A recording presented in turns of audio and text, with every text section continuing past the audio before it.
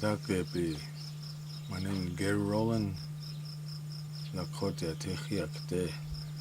Chankpeo Petang Wahilo.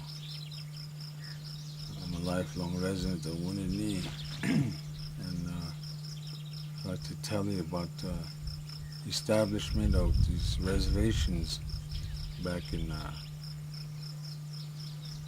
1878 when the Panage Reservation and Rosebud Reservation were established,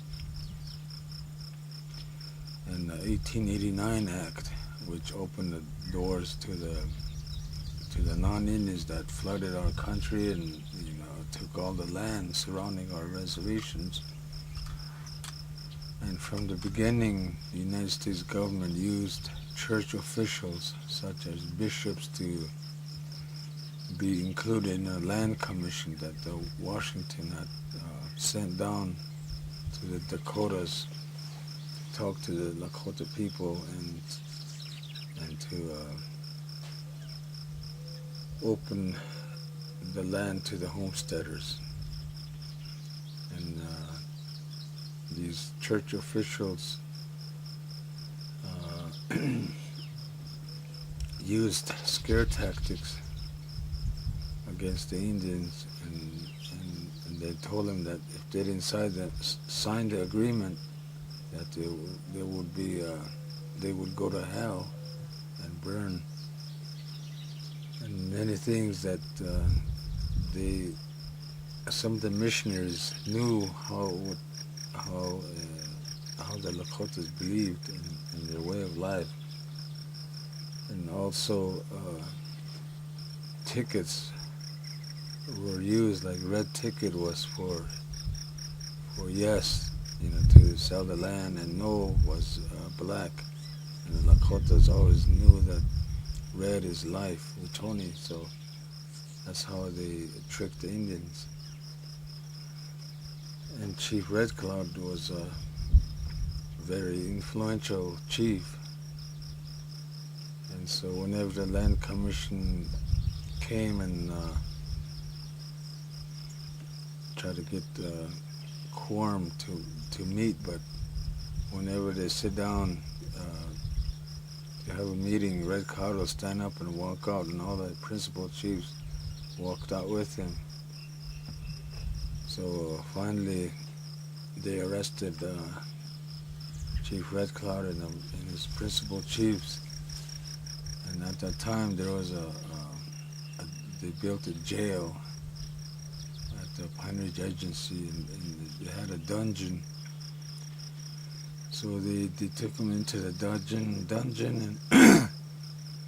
and their hands were tied in the back and their feet was tied, and they thrusted sticks in their mouth, so they couldn't, it held their mouth open. And for 4 days they were kept like that in that dungeon, and finally they broke them, so they signed the treaty of the Act of 1899, or 1889 Homestead Act. And Rosebud, they used the ticket, and they got their signature.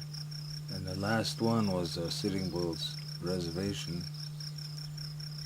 And Sitting Bull was also an influential chief, so every time the land commission brought the chiefs together, he'd stand up and walk out. So all the chiefs walk out. So finally the government decided, well, and Sitting Bull lived about 40 miles southwest of Fort Yates, and so without telling him, they appointed another chief. He was paid and to represent the chiefs. So this chief was appointed, and the rest of the other chiefs signed the agreement. And after the signing, after it was all done, Sitting Bull was asked, "What do you think about the Indians?" And he said, "What Indians? I'm the only Indian left." And so that's how the United States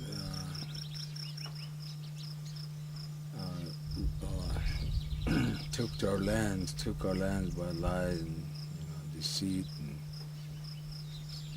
murders and all that. So these church people, the churches are involved with the United States government, conspired to take our land, and they did a good job.